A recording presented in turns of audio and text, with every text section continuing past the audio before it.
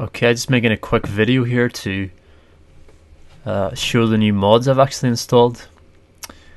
Since the last time where I made my random commentary 18, I was talking about the Steam Workshop part was great and all, but it's not actually as good as I thought because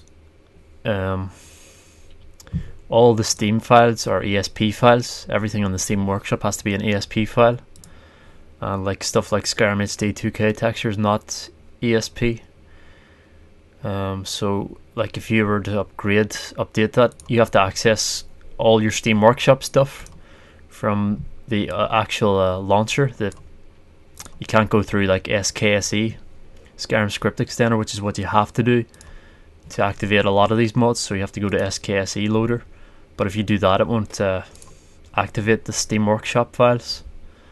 So I'm probably going to stick with Skyrim Nexus Mod Manager. So for proper serious modders, not proper serious modders, but I'm not really serious, but then again I am. I like to improve the look of the whole game, so which is what I've done. I've downloaded everything. I've got the Skyrim 2K texture, Skyrim Flora Overhaul shadow stripping fix, which is what I was saying. I was talking about that in the last video.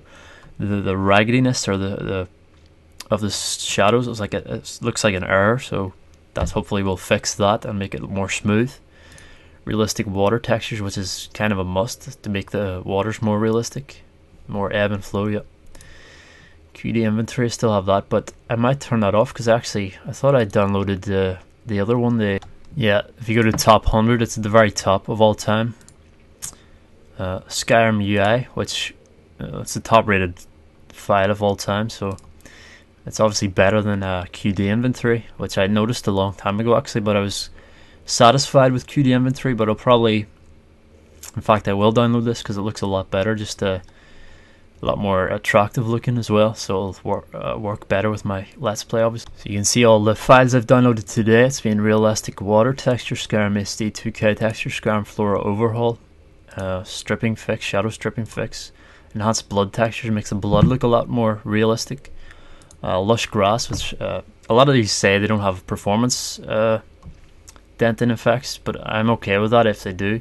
They have a slide effect obviously on your performance. We'll see once I get into the game. It can depend on your system also, but I'm not that concerned about it because I was getting, with the High-Res pack and everything on the mods I already had, I was getting steady 50 frames per second, so it shouldn't be an issue, and I cap it anyway at 32, so it doesn't really matter. The human eye can only see up to something like 24 frames per second, and 24 frames per second is a lot.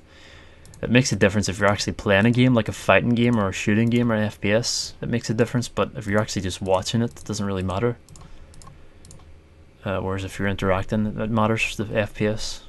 You can see the plugins here, Skyrim ESM, that's the main updates. That's like, what do you call it, the patch files. I actually downloaded a couple of things from the Steam Workshop, the dragon bone weapons, because they look interesting. I think I did. No I didn't, okay. But it's also available on Skyrim Nexus, so I'm probably going to download it from there because it's a better idea. If you're downloading a lot of stuff from here, you're better off just downloading it from the Nexus place because it won't interfere then. Some interferences can like, if you download one and then you forget where you got it from and you update it from the mod manager, it'll like create two files and they'll interfere with each other, and they'll probably, like, one's a BSA file, one's an ESP was it? Yeah, ESP file, and they'll interfere with each other because they'll load up at the same time, so you don't want that happening. So it's probably best if you're big into modding to stick with the Skyrim Nexus Mod Manager, whereas if you're just like a casual, just want to try out a few mods, you're probably better off sticking with Steam Workshop and not bothering with Nexus. But if you're into mods a lot, then you're best sticking to Nexus Mod Manager. If you see something on the Steam Workshop, you can just look it up, or else it usually has a link to it there, to this Nexus mods. And if it doesn't, you can actually make an archive of the file. Like you just find it in your Skyrim file, And then you drag it to your desktop and you convert it to a file like this. WinRAR file. And then you can open it with the Nexus Mod Manager and install it like a Nexus mod. Now if you go into this, like I haven't actually loaded up Skyrim yet. To activate any mods you download from here, you have to actually go into your Skyrim and open it. And then it'll load up the mods you've subscribed to. If you subscribe to a mod, it'll install it in the Steam Workshop. Me personally, I'm probably just going to stick to Nexus mods, as I've said. Like here it's downloading the reserve, so this is mod 1 of 3. I've actually downloaded 3 of these. I will show you how to convert them into Nexus Mod Manager. Skyforward Map Maker. Yeah, Dragonbone Weapon Pack 1. I knew I downloaded that. What's this, Weapon Pack 2 or something? No, I knew I friggin'... Oh yeah, it says subscribe right there. So now that's downloaded, I can go into my Skyrim folder, just refresh it. Click on Skyrim, and then it should be in data, I think. Yeah, Dragonbone Weapon Pack version 0. Version 0. 1.00 ESP. You can either delete that and go to the actual Nexus mod and download it from there, or else you can, I don't know which is easier. I think probably just easier downloading it from the Nexus mod. If it has the Nexus mod on the Nexus page or on the Nexus forums, you can just download it from there. It's a lot easier if you're using Nexus Mod Manager and you're not, like if you want to do a lot of mods, if you're a heavy modder, like using all these packs and stuff, and retexture packs and armor packs and all this stuff, you're definitely better off using the Nexus Mod Manager, because then you won't get interferences if you go to update them. But you can just leave that in there, as long as you remember. That's the thing. I've downloaded 3 of these. Like if you imagine over a period of a month or a couple of months how many mods you download, and then you forget, where did I get these from? Did I get these from Steam, or did I get these from the Nexus Mod Manager? That's where you can run into problems. So you're better off sticking to one or the other, in my opinion, because then you don't get the confusion issue. And with this, you have to unsubscribe to get rid of it.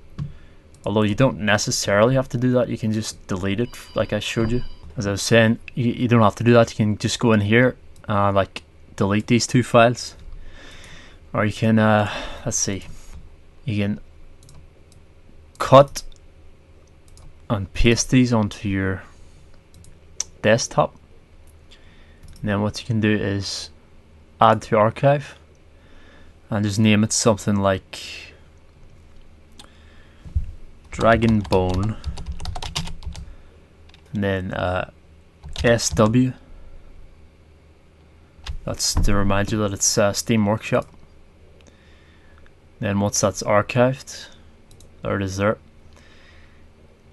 It's gone from there, isn't it? Yep. So what you want to do then is add mod from file from the Nexus Mod Manager, and go to your desktop and hit D for Dragon. No, D. Dragonbone SW, open. And there you go. That's basically it in the mod file and in the format for Nexus Mod Manager. Then just go to activate selected mod, and there you go. So you don't get mixed up. No, that's deactivated it. So that's it activated. So now it's through the Nexus Mod Manager, not through the subscription on Steam Workshop. So that's probably the best way to do it. It's very simple, as you saw. You just take them out of the file on your Skyrim file, which is located in, well, if it's on your C drive, it would be C Steam, but mine is on my F drive, which is a separate hard drive for all the, well, it's a large 3 terabyte hard drive I added for all my video footage and stuff. But also put Steam on it because I do have 180 Steam games, so it's quite a lot. So you click on Steam, then you go to Steam Apps, then you go to Common, then you go to Skyrim, and then you go to Data, and then it should be within this list. As you see, Dragonbone Weapon Pack 1 and 2, and then just cut and then paste paste onto your desktop. Desktop's the easiest place to find it, obviously. And then you just add to archive, and as I showed you, name it something like what this is named, Dragonbone Weapon Pack. So you could just call it Dragonbone, and then to remind you it's Steam Workshop, just put SW, or else you can just put Steam Workshop. I don't know. It's a bit too long though, especially if the mod name is longer. Then you add mod from file, go to your desktop, and then you type the letter like D, and then you look for it, Dragonbone SW, open, and then activate the mod. And here's another one. I had 3 that I activated through Steam, you know, the Steam Workshop, so I'm going to take those all out. So I'm going to cut that one out also, and again paste it on my desktop. Then I want to add to archive, Skyforge Map Maker, and just put Steam Workshop SW. Okay, that's kind of a bit of a long name. I could just add Skyforge, but that'll be fine. And make sure to open your Nexus Mod Manager, Skyrim. Nexus Mod Manager is definitely the best way to go if you're using a lot of mods. The reserve, what's that? And then you want to add mod from file and find Skyforge. Just hit S, or is it Skyforge? I keep going past it. Skyforge Map Maker, open, and that's it, added. Then you just activate if you can find it. Whoops, I closed it. That was not good. Let's try that again.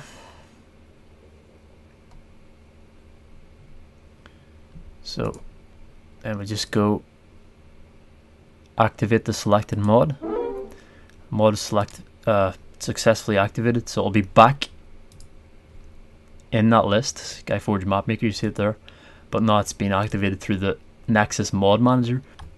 Also got the reserve here, so I'm gonna, that's like a little house. It was highly rated on Steam. Well, it was one of the newer files that was 5-star rated on Steam Workshop. So this is the last one. I'm just gonna cut, paste it on my desktop, then again add to archive, call it the reserve SW. Okay, and then add mod from file, desktop. I think it was the reserve, wasn't it? Yep, there it is, the reserve, open. So there we go, and let me just see where it is, the reserve. Activate the mod, so you see it's very simple. Go back to that folder, so it would be C or F or whatever your hard drive it's on. Steam, Steam Apps, Commons, Skyrim Data. That's where all this is.